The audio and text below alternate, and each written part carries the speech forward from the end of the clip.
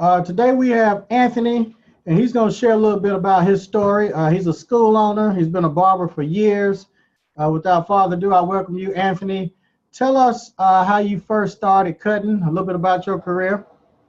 Well, I first started cutting years ago. It's been about 13 years licensed as a barber. Um, I got started once I went to barber school and I seen how my barber instructor was doing it. I knew from right then that I was going to end up wanting to do a school. So barbering actually ended up being my full-time plan, but it started off as my backup plan, and it's been good to me. So I ended up making it my full-time plan. Okay, now, when did you first start thinking about opening your own school? I first thought about opening my school when I was in barber school. So that was my immediate thing that I wanted to do. I knew I wanted to do it from the beginning, but from when I went to barber school, I actually didn't open the school for another at least 5 years after I finished barber school. But I kept it in the back of my mind the whole time. And that's what I wanted to do. Now, what made you want to open a school? For me, I felt that the opportunity to give back to the kids. Me, I've always been into the community, so I've always wanted to give back. And giving back, there's no better way to give back than a career or an opportunity to make a career out of something, a trade where people can take it on everywhere they go. It's limitless. So, and not just to be a barber, but to learn the behind the scenes of a barber and, clothing lines, products. For me, I wanted to spread that aspect of the barber game, not just cutting hair. A lot of people know the cutting hair aspect of it, but there's so many different aspects of this business that I want to spread.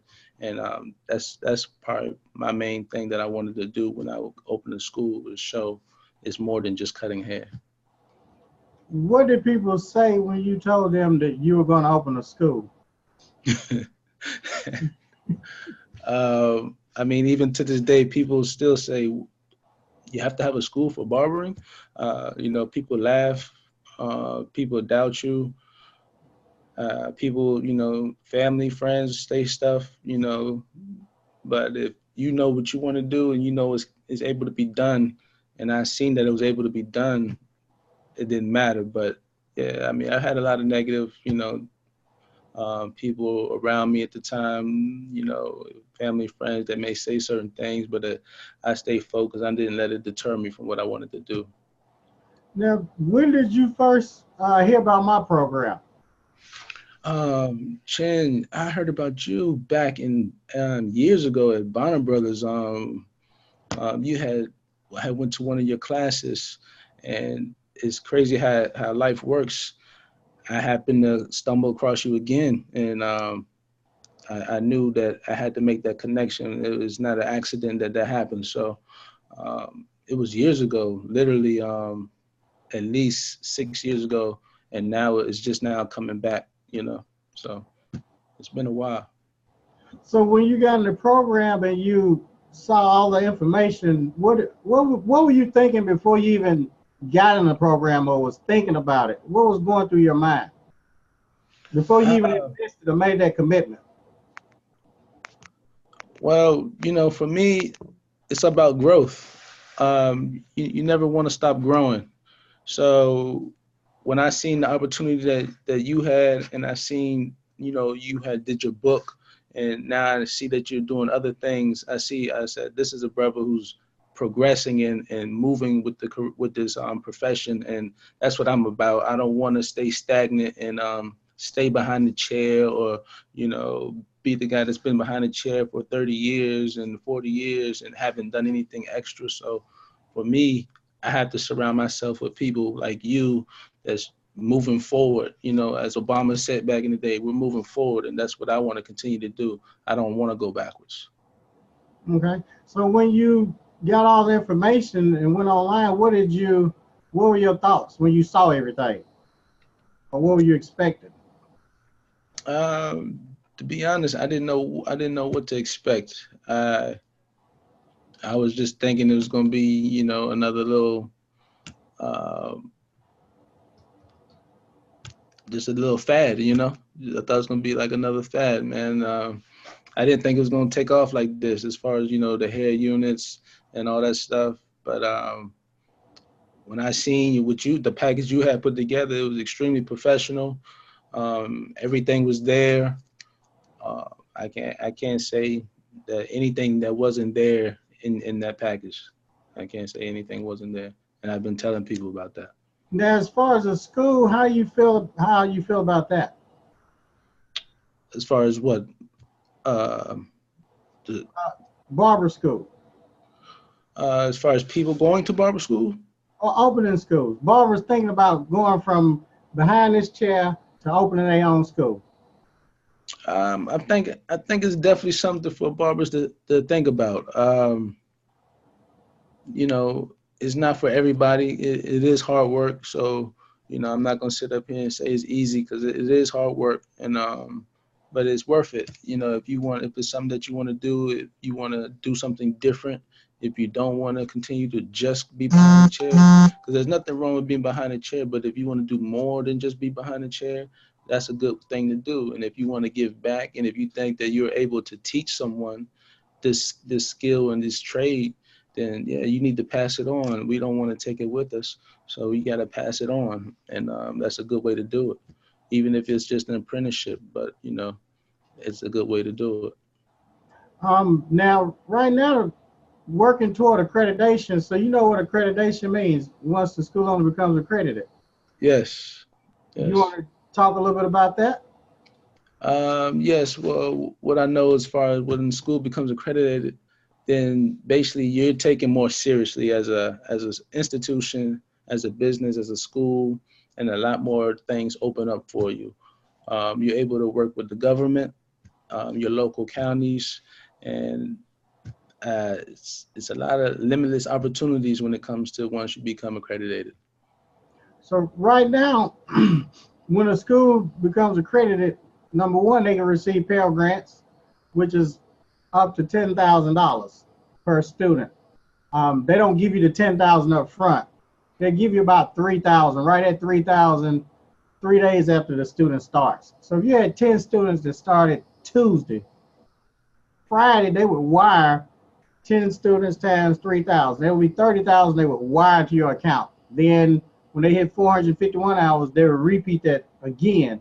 Also, with the VA, people that's been in the military, the GI Bill, you'll be able to qualify for that too and receive that money. They usually send all of that up front, whatever your tuition amount is. So usually it takes about 3 years from start to finish. But if you've already been in operation for 18 months, you're going to go ahead and apply for your accreditation. That'll take 12 months. So I know you want to work toward that accreditation because that's going to open up even more doors. Absolutely, absolutely. Anything else that you want to share with any barbers out there or stylists? Um, yeah, I say the main thing for barbers and stylists, keep educating yourself, keep reaching, and keep trying new things. Don't be afraid to try new things. Step outside of your comfort zone. Sometimes it'll pay off. And most importantly, what I represent is I'm about the health. So while we're out here making money, you got to take care of yourself. That's what I really am about, is that health. So we need to eat well. We need to eat better. We need to exercise a little bit. And when I say exercise, I don't mean you have to go in the gym and throw weights around, but we need to take some time out to at least stretch. There's certain things that we need to do if we want to continue to live and make this money. So let's not neglect ourselves, because we tend to eat out. We tend not to bring our food, not eat our vegetables. We eat standing up, we eat on the go. So we need to really slow down and take care of ourselves. Take a walk, take a 10-minute walk throughout the day. That's a beautiful thing to do. And you'll be surprised on how you feel if you just take that little 10-minute walk out the day. Even if it's a little chilly outside, go take that walk. Or take a few minutes. If you don't like the cold like me, do some stretching, do some light stretching inside. Stretch your arms, stretch your back, stretch your legs, get that blood to flow, and it's gonna make you feel a lot better. And I'm big on if you go to 7-Eleven and get snacks, size up your snacks. Don't just reach for that first super calorie, high fat snack. Trying to get something that's a little healthier. It's the little things. I'm one of those. I want to sell. We're not trying to change your whole life and diet. We just want to limit the things to what you do. I'm not saying stop anything. I'm just saying let's just do better with how we're living, and let's get some exercise, some stretching, in our lives so we can continue to be good stylists and barbers and healthy. We don't want to have to give our money to the doctors because we're not taking care of ourselves. All right, I agree, because your health is your greatest wealth. Now, how can they find you on social media? Social media, I'm at Heads First Barber Institute, Facebook and Instagram. I actually don't have my own personal, but as far as for the school, at Heads First Barber Institute. Okay. I thank you, Mr. Anthony, and I'll be sharing this on YouTube, so a lot of people going to see this, and I just appreciate you taking the time out to share with us. I appreciate the opportunity, Chen. I appreciate the opportunity, and thank you for all your help. All right, thanks, Anthony. All right. Bye.